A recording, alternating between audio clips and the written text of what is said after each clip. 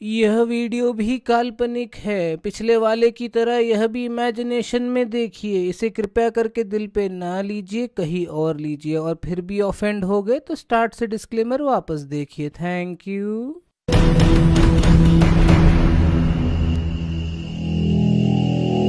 मैं कोस्टारिका के ओसा पेनिनसुला के रेन फॉरेस्ट में हूँ। मैं जानता हूँ कि यह इलाका पैसिफिक से घिरा है। अगर मुझे कोई नदी मिल जाए तो मैं उसके साथ साथ समंदर तक पहुंच जाऊंगा और तब मुझे शायद कोई इंसानी बस्ती मिल जाए। जमीन पर मौजूद पेड़ और झाड़ियां ज्यादा घने होते जा रही हैं और उनके बीच से गुजरना मुश्किल हो रहा है। ऐसे जंगल में दिशा भटक जाना जानलेवा हो सकता है। इस इलाके में होने वाली 5 में से करीब 1 मौत इसलिए होती है क्योंकि सैलानी हड़बड़ाकर भटक जाते हैं। इन झाड़ियों के बीच से निकलना बहुत मुश्किल हो रहा है, पर मेरे लिए ये रास्ता फायदेमंद है क्योंकि ये पहाड़ी से नीचे जा रहा है। और दूसरी बात, यहाँ कभी इंसानी बस्ती होती थी, तो हो सकता है कि यहाँ से मुझे बाहर निकलने का कोई रास्ता मिल जाए।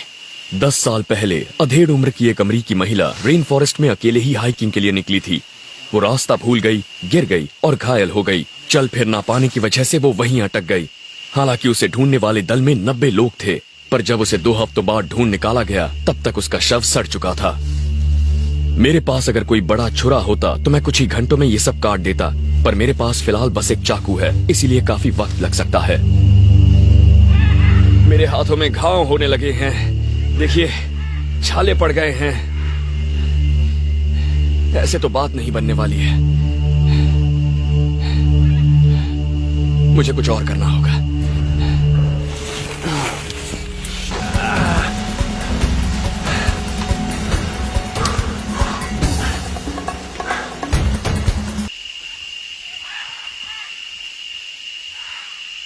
मैं खाने की कोई चीज ढूंढने के लिए नदी से दूर आ गया हूँ।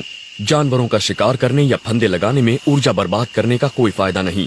यहाँ खाने के लिए बहुत से पौधे हैं, नीचे गिरे फल हैं, जैसे कि ये गार्सिनियास।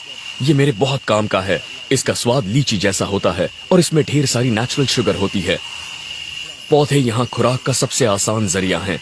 3 साल पहले एक लड़का सिर्फ केले खाकर और नदी का पानी पीकर जिंदा रहा, फिर उसने अपना रास्ता ढूंढ लिया था। जिंदा बचने वाले बहुत से लोगों का कहना है कि भटकने पर जंगल में सबसे बुरा वक्त होता है रात का, और अब अंधेरा होने वाला है। मैंने अभी तक कैंप नहीं बनाया है और आगे क्या होगा ये सोचकर बहुत परेशान हूँ।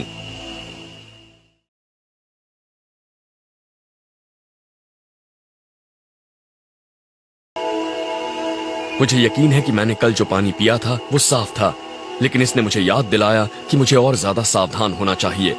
पानी में बहुत से वायरस और माइक्रोब्स होते हैं, इसीलिए हाइकिंग पर जाने के दौरान हमेशा पानी साफ करने वाली गोलियां ले जाइए। पर कभी कभी किस्मत आपका साथ नहीं देती।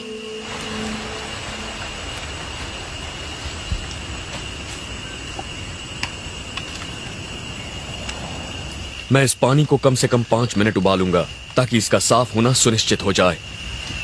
डायरिया के दौरान शरीर से पानी और सॉल्ट निकल जाते हैं और अब मेरे सामने हीट स्ट्रोक का भी खतरा है। अगर ये चीजें साथ में हुई तो जानलेवा हो सकती हैं। हीट स्ट्रोक के लिए जरूरी नहीं कि आपको भटके हुए कई दिन हो गए हों। हर साल हाइकर कम पानी पीने की वजह से भी मारे जाते हैं।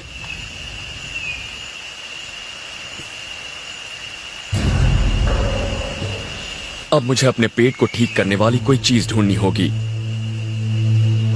जंगल आपको बीमार बना सकता है, पर इसका इलाज भी बता सकता है, बशर्ते आपको उसकी पहचान हो। जंगल में मिल्क ट्री नाम का एक पेड़ होता है। इसका सत खराब पेट के लिए वाकई अच्छा होता है। इसकी अलग ही पहचान में आने वाली नुकीली कोंपलें होती हैं और इसमें दूध जैसा सफेद रस होता है। मैंने कैंप से करीब 800 मीटर ऊपर ऐसा एक पेड़ देखा था। बस अब मुझे वहां पहुंचकर उसे ढूंढना होगा।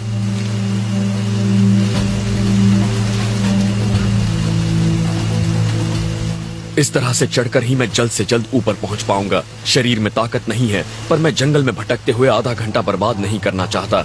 शुक्र है इस चट्टान पर पकड़ने की कई जगहें हैं, लेकिन एक बार फिर पानी मुझे रोक रहा है।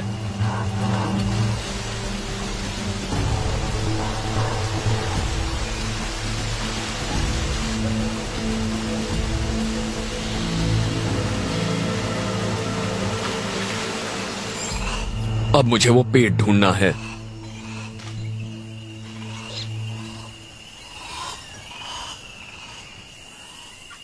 हमारे इस्तेमाल की करीब आधी दवाइयां रेन फॉरेस्ट के पौधों से ही बनाई जाती हैं। पेन किलर आइब्यूप्रोफेन को मंकी लैडर ट्री कहलाने वाली इस बेल से निकाला गया था।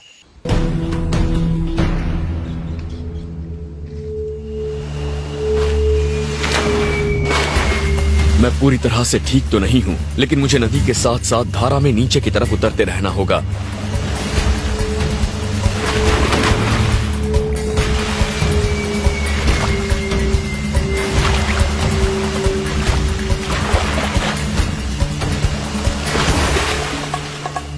मैं नहीं जानता मैंने कितनी दूरी तय की है, पर लगता है कि मैं आगे बढ़ रहा हूं। लेकिन इससे थकावट भी हो रही है और दूरियां तय करने में काफी लंबा वक्त भी लग रहा है। पेट खराब होने से मुझे कमजोरी महसूस हो रही है और मैंने पिछले 2 दिन से ठीक से कुछ खाया भी नहीं है। मैं जानता हूं कि जंगल में अंधेरा बहुत जल्दी छा जाता है, इसीलिए मुझे कैंप और खाना ढूंढना होगा।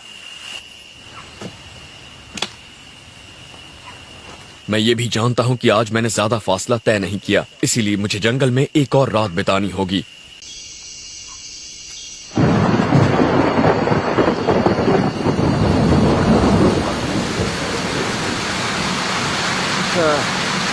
जैसा कि आप देख सकते हैं, पिछले करीब 4 घंटों से बारिश हो रही है और बिजली चमक रही है, बादल गरज रहे हैं। उसके अलावा सब कुछ पूरी तरह से भीग चुका है। ये माहौल आपकी हिम्मत और आपके जोश को हरा सकता है। कैंप ने शुरुआत के कुछ घंटों में मेरा साथ दिया,